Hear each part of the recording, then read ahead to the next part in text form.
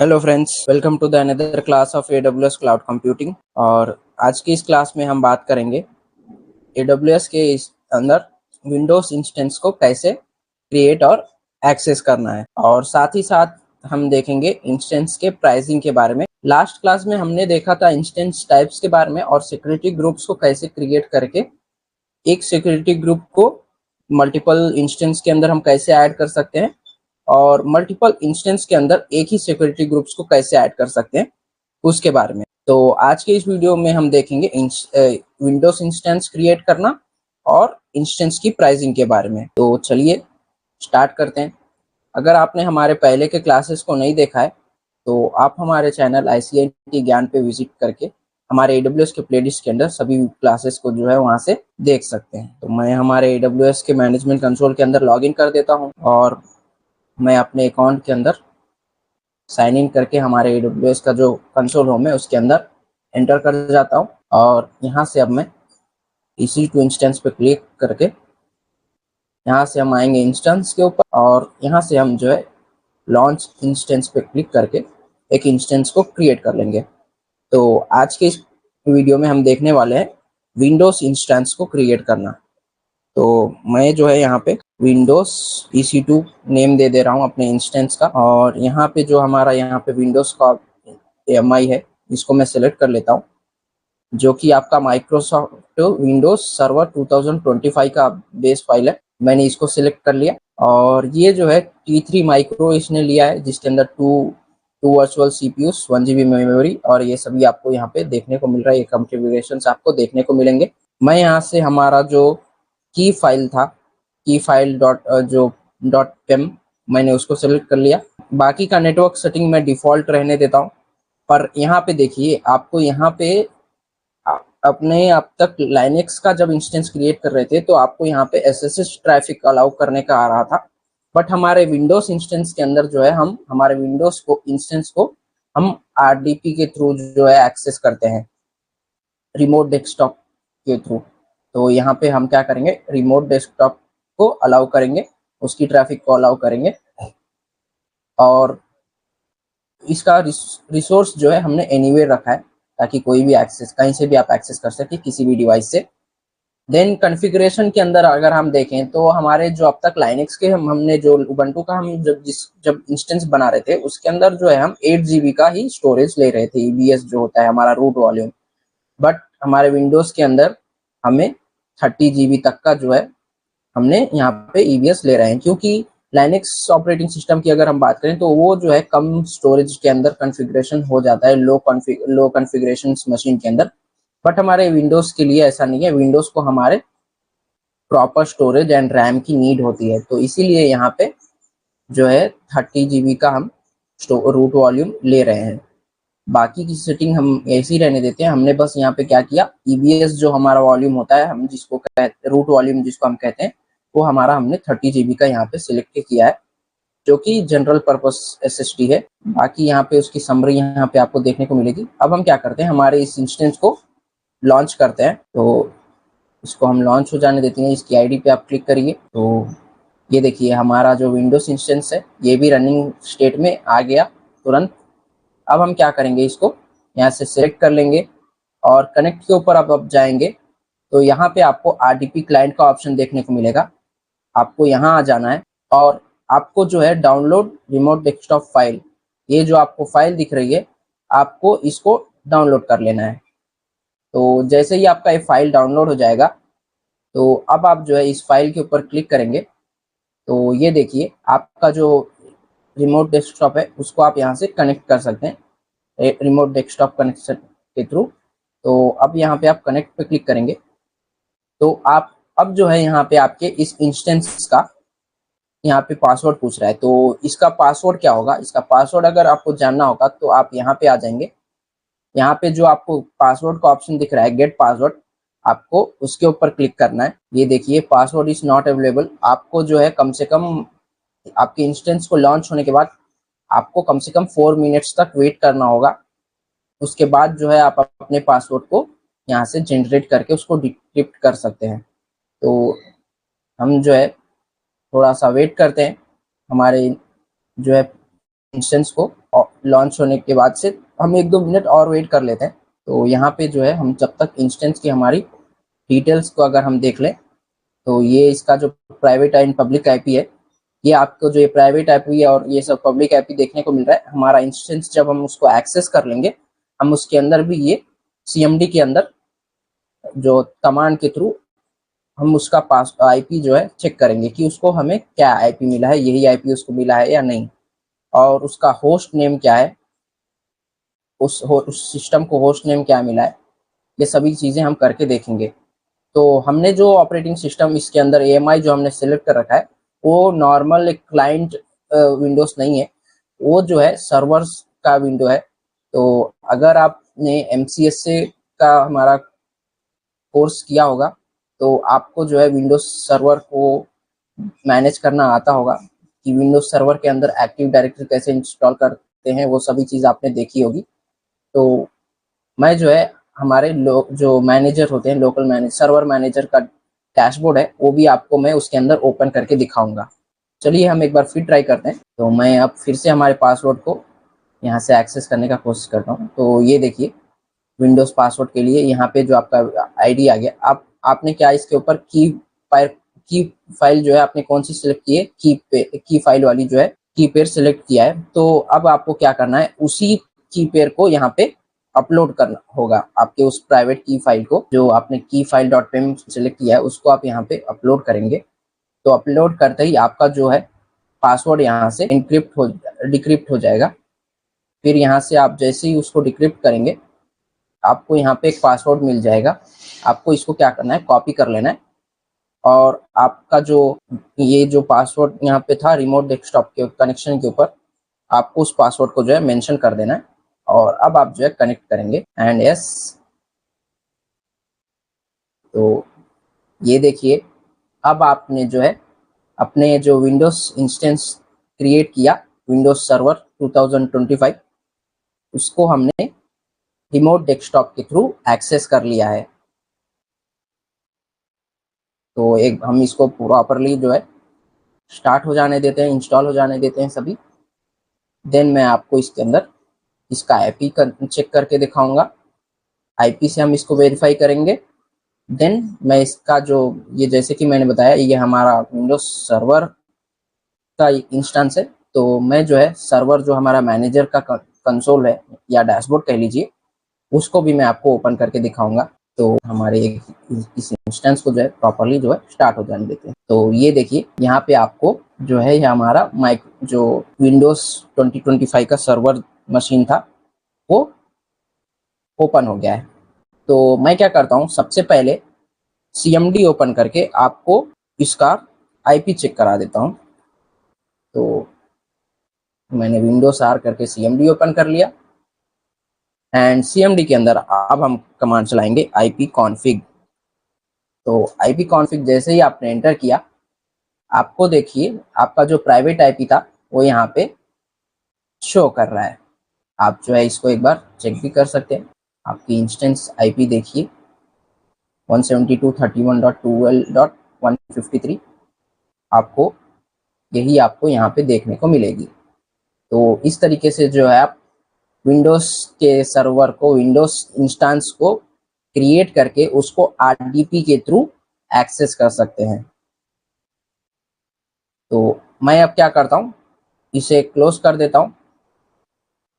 ये देखिए अब जो है हमारे स्क्रीन के ऊपर जो है ऊपर ही हमारे यहाँ पे आपको इसकी होस्ट नेम, आईपी, इसकी जो instance ID, private IP and public IP सब आपको यहाँ पे देखने को मिल रहा है, आ गया ऑटोमेटिकली।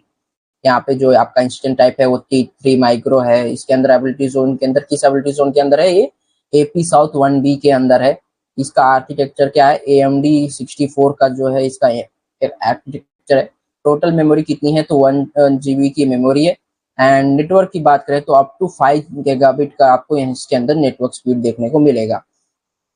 तो ये तो हो गए हमारे आईपी और होस्ट नेम के बारे में। अब मैं क्या करता हूँ, हमारे इस विंडोज के सर्वर इंस्टेंस के अंदर आपको सर्वर मैनेजर का जो डैशबोर्ड होता है उसको मैं दिखा, यहाँ पे आप जो है देख सकते हैं, आपको सर्वर मैनेजर का यहाँ पे देखने को मिल जाएगा।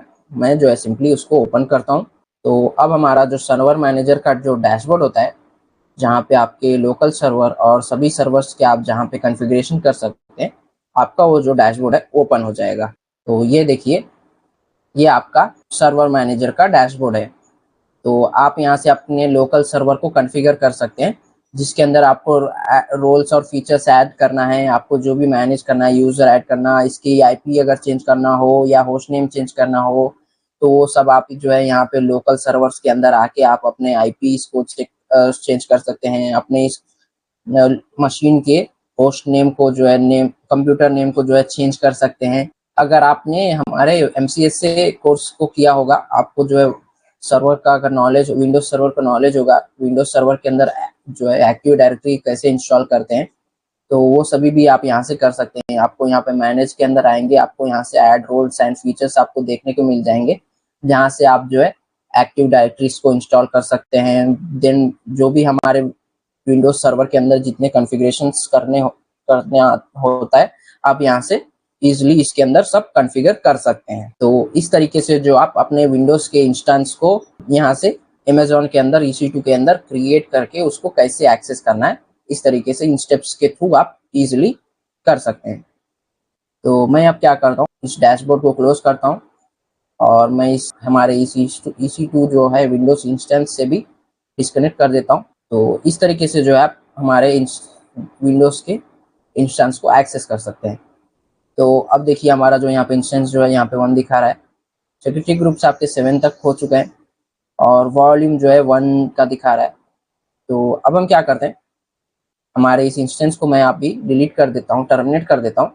उसके बाद जो है हम हमारे इंस्टेंस की प्राइसिंग के बारे में देखते हैं कि यहाँ पे जो आपको यहाँ पे डैशबोर्ड में दिखा रहा है, जैसे कि मैंने बताया कल लास्ट वीडियो में हमने देखा, इंस्टेंस टाइप के अंदर जो स्पेसिफिकेशंस होते हैं, जो जिस कैटेगरीज में उन्हें डिवाइड किया गया है, यानी memory optimise, storage optimise, compute optimise, ऐसे आपको जो है ये डिवाइडेड होते हैं। जनरल पर्पस के लिए आपको अगर यूज करना है तो वो सभी तो है ही। अगर हम उसकी प्राइसिंग की बात करें तो वो कैसे प्राइसिंग पे होता है, और उसकी जो और जो टाइप्स होती हैं, जैसे कि यहाँ पे जो ये डेडिकेटेड होस्ट है और पे जो देखने को मिल रहे हैं, तो ये डेडिकेटेड होस्ट देखने को मिल रहे हैं, तो ये सभी जो है इसका प्राइसिंग क्या है, ये सभी इंस्टेंसेस को यूज करने के बेनिफिट्स क्या है, इसके भी बारे में कर देता हूँ, क्योंकि हमें यही हमेशा याद रखना है।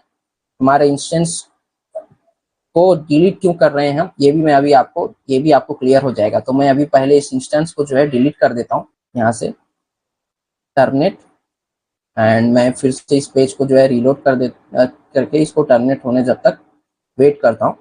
देन जो है हम हमारे इंस्टेंसेस के बारे में टाइप इसकी जो प्राइसिंग होती है इसके बारे में देखते हैं। तो मैं एक बार इसको प्रॉपरली टर्मिनेट हो जाने देता हूँ। अभी जो है ये शटडाउन हो रहा है, शटडाउन होने के बाद जो है ये टर्मिनेट हो जाएगा। तो हम इसको टर्मिनेट होने देते हैं।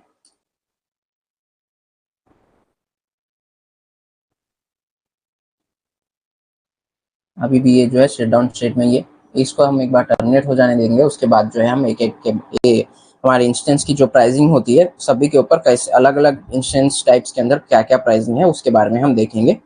तो आपको ये पता चल जाएगा आपको किस टाइम पे कौन से एक इंस्टेंस के अंदर आप जो है यूज कर सकते हैं। तो ये देखिए, अब जो है हमारा इंस्टेंस जो है टर्मिनेट हो गया है। तो मैं अब यहाँ से बैक आता हूँ और यहाँ पे मैं फिर से हमारे डैशबोर्ड के अंदर एक बार आपको पूरे दिखा दूँ। तो यहाँ पे जो है अब तक जो हम रैंडमली जितने भी इंस्टांस को, मैं सबसे पहले बात करूँ, जितने भी हमने यहाँ पे इंस्टांसेस को अभी तक हम लोग क्रिएट कर रहे थे, वो जो थे T2 माइक्रो के अंदर थे, T2 फैमिली के अंदर थे, और वो सभी के सभी जो है ऑन डिमांड इंस्टेंस थे। या आप जैसे कि ऑन डिमांड का मतलब, आप आए, आपने किसी जो आपको जो है एक इंस्टेंस चाहिए था, आपने उसको तुरंत जो है यहाँ पे रिक्वेस्ट किया और वो आपको मिल गया।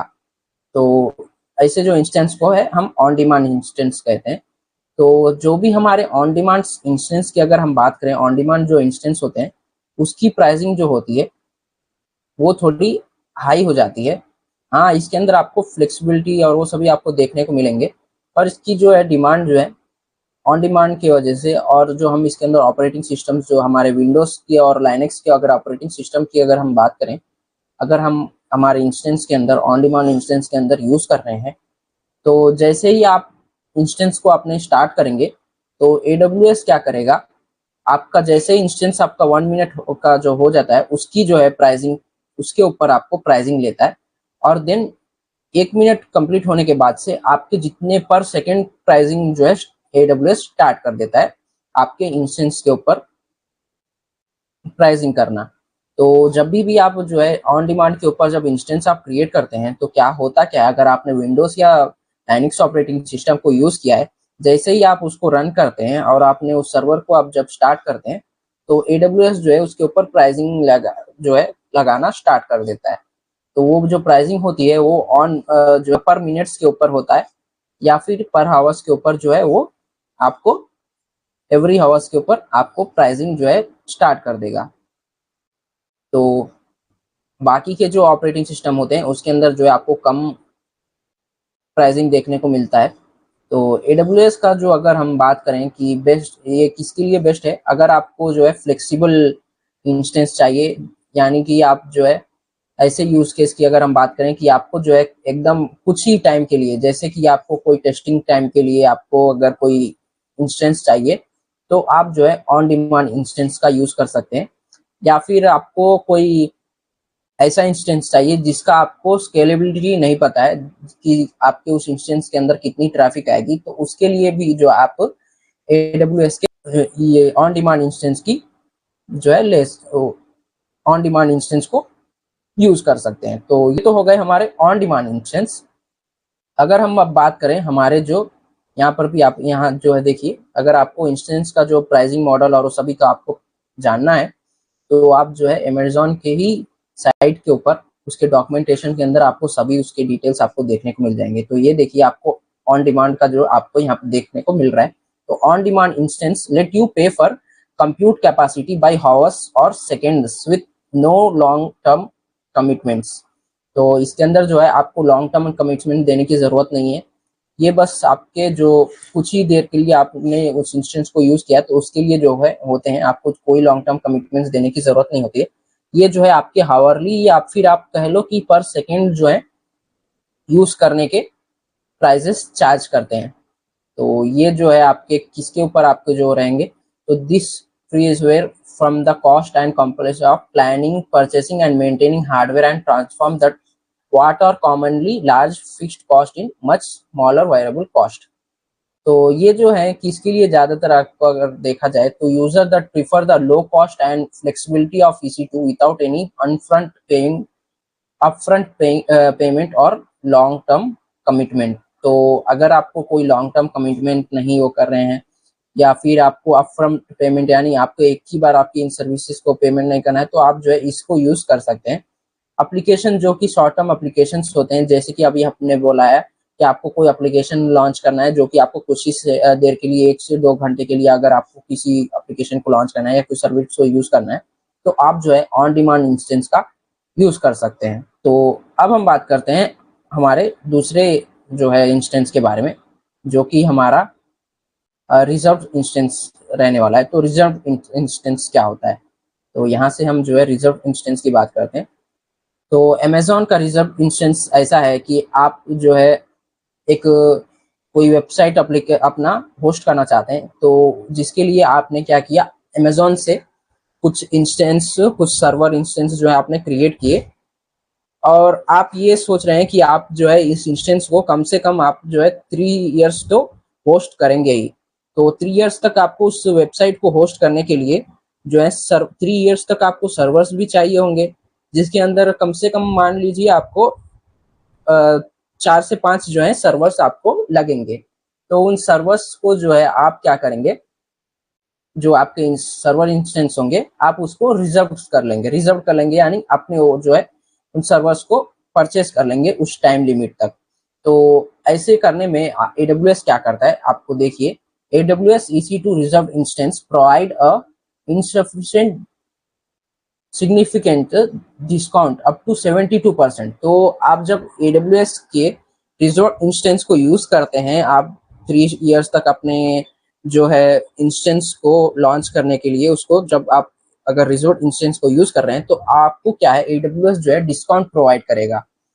तो वो जो डिस्काउंट होता है अप टू आपको 72% तक आपको जो है डिस्काउंट देखने को मिलता है आपके इंस्टेंस के ऊपर। तो ये जो रिजर्व इंस्टेंस की जो आपको डिस्काउंट देखने को मिल रहा है, तो क्या ये आपको किसी भी इंस्टेंस के ऊपर आपको 72% डिस्काउंट देखने को मिलेगा? तो नहीं। हम इस आपको जो 72% तक का अगर हम बात करें, आपको ज्यादा से ज्यादा आपको डिस्काउंट चाहिए, तो उसके लिए जो है आपको क्या करना पड़ेगा, आपको डिस्काउंट के जो परसेंटेज की अगर आपको जानना हो तो अमेजॉन को आपको अपने इजी टू जो आपने रिजर्व को आप जिस इंस्टेंस को आप रिजर्व करना चाहते हैं, आपको उसके सभी बारे में उसको कुछ डिटेल्स देने होंगे। जैसे कि आप जो है इस इंस्टेंस के अंदर कौन सा ऑपरेटिंग सिस्टम यूज करना चाहते हैं, किस रीजन के अंदर आप जो है इस ऑपरेटिंग सिस्टम को यूज करना चाहते हैं, किस एबिलिटी जोन के अंदर आप इस इंस्टेंस को जो है लॉन्च करेंगे, और आपकी जो इंस्टेंस टाइप होगी वो क्या होगी, T2 माइक्रो होगा, T3 होगा, या किस सीरीज किस फैमिली के सीरीज के अंदर होगा। आपको जो है ये सभी डिटेल्स AWS के अंदर प्रोवाइड करने होंगे। तो उससे जो है आपकी इंस्टेंस के ऊपर आपको डिस्काउंट देखने को मिलेगा। बट इससे भी आपको पूरा डिस्काउंट नहीं देखने को मिलेगा 72% तक, आपको हायर डिस्काउंट और चाहिए। तो आपको जो है आपको ये भी बताना होगा कि आप अपने इस इंस्टेंस को कितने समय तक रिजर्व कर रहे हैं। जैसे कि मैं बता दूं, अगर आप अपने इंस्टेंस को 2 इयर्स तक इंस्टेंस रिजर्व कर रहे हैं, तो उसकी प्राइसिंग उसके ऊपर आपको ज्यादा डिस्काउंट देखने को नहीं मिलेगा एज कम्पेयर टू अगर आप अपने इंस्टेंस को 4 इयर्स तक रिजर्व रखना चाहते हैं। तो जितने ही ज्यादा आप समय तक अपने इंस्टेंस को रिजर्व करेंगे, उतना ही आपको उसके ऊपर डिस्काउंट जो है देखने को मिलता है। और साथ ही साथ अगर आपको आपके जो डिस्काउंट लेवल्स को मैक्सिमाइज करना है, डिस्काउंट के परसेंटेज को और इंक्रीज करना है कि आपको और इसके ऊपर डिस्काउंट मिले, आपको 72% जो दिखा रहे हैं आपको टोटल डिस्काउंट जो आपको मिल जाए, तो उसके लिए जो है आपको AWS के अंदर पे जो आप करेंगे इसके बिल्स को, तो आपको जो है अब एक ही बार अगर आपने इन सभी बिल को पे कर दिया, तो भी क्या हो, तब जाके आपको जो है आपके AWS के 72% तक आपको डिस्काउंट देखने को मिलते हैं। नहीं, अगर आप इंस्टॉलमेंट में या ऐसा कुछ वे में पे कर रहे हैं, तो आपको जो है लेस डिस्काउंट्स आपको देखने को मिल सकते हैं। तो ये तो हो गए हमारी रिजर्व इंस्टेंस के बारे में और उसकी प्राइसिंग के बारे में। अगर हम बात करें रिजर्व इंस्टेंस के अंदर, तो रिजर्व इंस्टेंस के अंदर भी आपको 2 टाइप्स देखने को मिलेंगे। एक तो होगा कन्वर्टेबल एंड इनकन्वर्टेबल या अनकन्वर्टेबल रिजर्व इंस्टेंस जो है हम कह सकते हैं। तो कन्वर्टेबल और अनकन्वर्टेबल रिजर्व इंस्टेंस के अंदर डिफरेंस क्या है? कन्वर्टेबल इंस्टेंस के अंदर जैसे कि अगर आप जो है आपने कोई इंस्टेंस को लॉन्च किया है और उसको आपने रिजर्व कर रखा है 3 इयर्स के लिए, और आपने क्या किया, उस इंस्टेंस को T2 माइक्रो उसके अंदर आपने इंस्टेंस टाइप सेलेक्ट कर रखा है। बट आफ्टर 2 इयर्स आप क्या चाहते हैं, आप उस इंस्टेंस के अंदर T3 माइक्रो का जो होता है उस इंस्टेंस टाइप को सेलेक्ट करना चाहते हैं। तो T3 जब माइक्रो आप अगर आपको जो है उसके अंदर कनेक्ट करना है, तो उसके लिए आपको जो है कन्वर्टेबल जो है उसको सिलेक्ट करना होगा, कन्वर्टेबल रिजर्व इंस्टेंस। तो कन्वर्टेबल जब आप रिजर्व इंस्टेंस सेलेक्ट करेंगे, तो आप जो है इजीली अपने जो कंप्यूट रिसोर्सेस है उसको आप जो है कन्वर्ट कर सकते हैं, या कह लो आप उसको चेंज कर सकते हैं। तो उससे होगा क्या, यस प्राइसिंग के अंदर जो है डिफरेंस आएंगी, बट आपका जो AWS है आपको इतनी ही प्राइसिंग लेगा जितना आपने उस इंस्टेंस के और इस इंस्टेंस के अंदर जितना आपको फर्क आ रहा है। T2 माइक्रो यूज करने तक और फिर T3 के अंदर कन्वर्ट करने के बाद कितना प्राइसिंग फर्क आया, बस आपसे उसकी की प्राइसिंग जो है AWS चार्ज करेगा। तो ये हो गया कन्वर्टेबल। हाँ, लेकिन आपको इसके अंदर जो है आपको अप टू 72% जो आपका जो डिस्काउंट है ये आपको देखने को नहीं मिलेगा आपके कन्वर्टेबल रिजर्व इंस्टेंस के अंदर। और वही अगर हम बात करें अनकन्वर्टेबल या इनकन्वर्टेबल रिजर्व इंस्टेंस के अंदर, तो आपको इसके अंदर जो है आपको पूरा 72% तक आपको डिस्काउंट देखने को मिलेंगे। बट इसके अंदर जो है आप अपनी इंस्टेंस के जो भी कॉन्फ़िगरेशन है ये, जो जैसे कि मैंने बताया आपका T2 माइक्रो या जो भी आपने फैमिली सीरीज जो आपने इंस्टेंस टाइप यूज किया है, उसको जो है आप इसके अंदर चेंज नहीं कर सकते। तो ये हो गए हमारे रिजर्व इंस्टेंस के बारे में। अब जो है, अब हम बात करते हैं हमारे नेक्स्ट इंस्टेंस टाइप के बारे में, तो जो कि है, यहाँ से हम देख लेते हैं।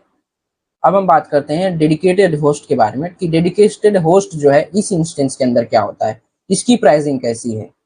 तो डेडिकेटेड होस्ट की मैं अगर बात करूं तो ये जो है सबसे ज़्यादा हाई प्राइसिंग इंस्टेंस टाइप है, क्योंकि इसके अंदर क्या होता है, dedicated host is a physical EC2 server fully dedicated for your use.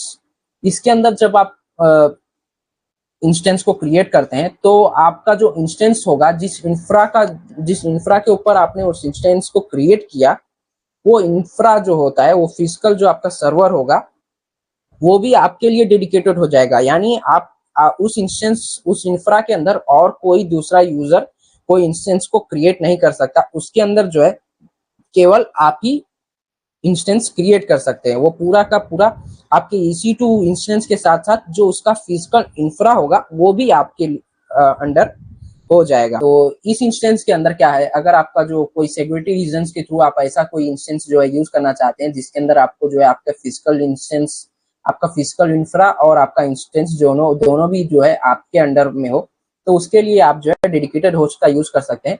हाँ, इसकी जो है प्राइसिंग जो है बहुत ज्यादा हाई होती है सभी इंस्टेंस से अगर हम कंपेयर करें तो, बट इसकी जो है कॉस्ट को रिड्यूस करने के लिए, अगर आपके पहले से ही कोई एग्जिस्टिंग सर्वर के सॉफ्टवेयर लाइसेंस है तो आप उसको इसके अंदर यूज कर सकते हैं, जिससे आपका क्या होगा, आपकी जो कॉस्ट है डेडिकेटेड होस्ट की वो थोड़ी कम हो जाएगी।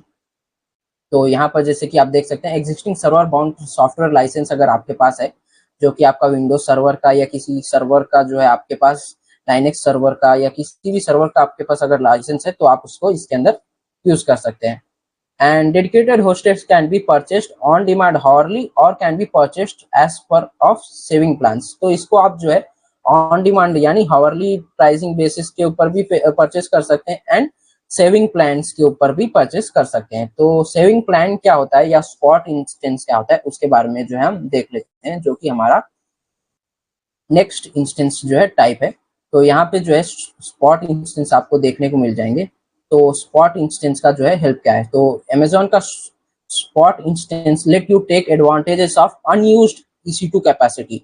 जो हमारे AWS की जो जितने भी इंस्टेंस हैं, जो उसके अंदर आपकी अनयूज्ड EC2 कैपेसिटी, यानी जो हमारे यहाँ पे देखिए ये हमारे सर्वर्स हैं जिसके अंदर ये सभी यूज्ड हैं, बट ये आपको ये कुछ रैक्स दिख रहे हैं जिसको कोई यूज नहीं कर रहा है।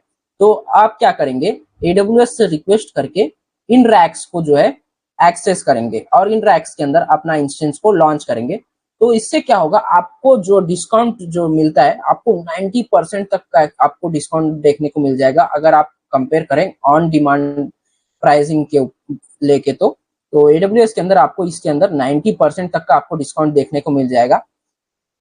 बट आप जो है इन सर्विसेज को हमेशा नहीं यूज कर सकते, ये जो है लिमिटेड टाइम के लिए होता है, और इसकी प्राइसिंग भी जो है हमें चेंज होते रहती है। जैसे कि अगर मैं बता दूं, अगर आपने इंस्टेंस स्पॉट इंस्टेंस को सिलेक्ट किया है और आपने इस इंस्टेंस के ऊपर $2 का जो है प्राइसिंग देके इसको रिजर्व जो है यूज कर रहे हैं, कोई और यूजर आके अगर आपकी इसकी प्राइसिंग और आपसे ज्यादा अगर प्राइस दे रहा होगा, तो ये जो इंस्टेंस है उनको मिल जाएगा। तो स्पॉट इंस्टेंस के अंदर कुछ इस तरीके से जो है फंक्शनैलिटीज होती हैं। तो ये तो हो गए हमारे स्पॉट इंस्टेंस।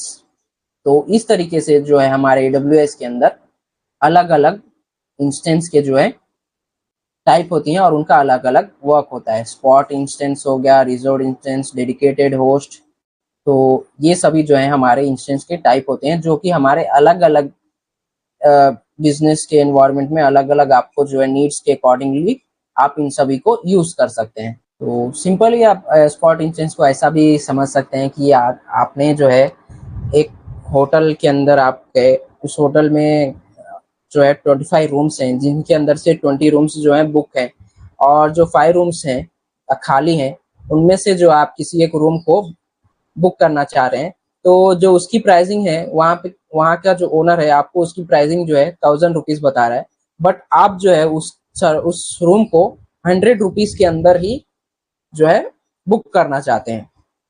तो ओनर क्या करेगा, आपको जो रूम है 100 रुपीज के अंदर ही दे देगा, क्योंकि वो जानता है अगर वो रूम जो है खाली होने वाले हैं और अगर वो किसी को देगा नहीं तो उसके अंदर जो है वैसे भी उसके जो 100 रुपीज जो आने वाले थे ये भी उसको नहीं आएंगे, तो वो क्या करेगा, आपको 100 रुपीज में ही वो आपको रूम प्रोवाइड कर देगा।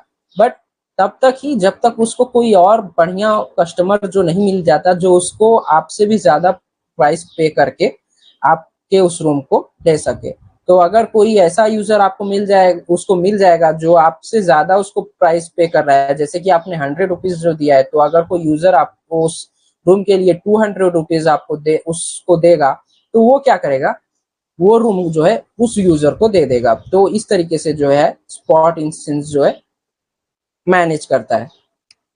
स्पॉट इंस्टेंस का भी जो सिनेरियो है कुछ इसी तरीके का होता है। तो ये तो हो गए हमारे AWS के अंदर इंस्टेंस की जो प्राइसिंग होती है, EC2 की जो मैंने प्राइसिंग के अंदर बारे में आपको बताया कि AWS के अंदर जितनी भी इंस्टेंस हम क्रिएट कर रहे हैं उसकी प्राइसिंग कैसी है, डिपेंड अपॉन इंस्टेंस किस टाइप का है, रिजर्व इंस्टेंस है या स्पॉट इंस्टेंस है या ऑन डिमांड इंस्टेंस है या किस तरीके का इंस्टेंस है। तो हम जो यूज करते हैं वो हम यूज करते हैं ऑन डिमांड जो है इंस्टेंस को है उसको यूज करते हैं। तो इसलिए हमको जो है हमेशा क्या करना है, आपने जब भी इंस्टेंस को आपने उसका वर्क जो है अपना कंप्लीट हो गया तो उसके बाद आपको उस इंस्टेंस को टर्मिनेट कर देना है, ताकि उसके ऊपर की जो एक्स्ट्रा बिलिंग जैसे कि मैंने बताया वो सभी आपको ऐड ना हो, उसकी प्राइसिंग आपके जो है ऐड ना हो। तो ये हो गए हमारे AWS के EC2 प्राइसिंग। तो इस क्लास में इतना ही, जिसके अंदर हमने देखा हमारे विंडोज सर्वर को जो है EC2 के अंदर कैसे क्रिएट करना है और उसको कैसे लॉन्च करके कैसे हम RDP के थ्रू उसको एक्सेस करेंगे, और उसके अंदर कोई कॉन्फ़िगरेशन जो आप करना चाहें तो उसको आप कैसे कर सकते हैं। और साथ ही साथ हमने देखा EC2 प्राइसिंग के बारे में। तो नेक्स्ट वीडियो में हम ऐसे ही किसी और जो EC2 सर्विस के बारे में डिस्कस करेंगे। तो इस क्लास में इतना ही फ्रेंड्स, थैंक यू, मिलते हैं अगले वीडियो में।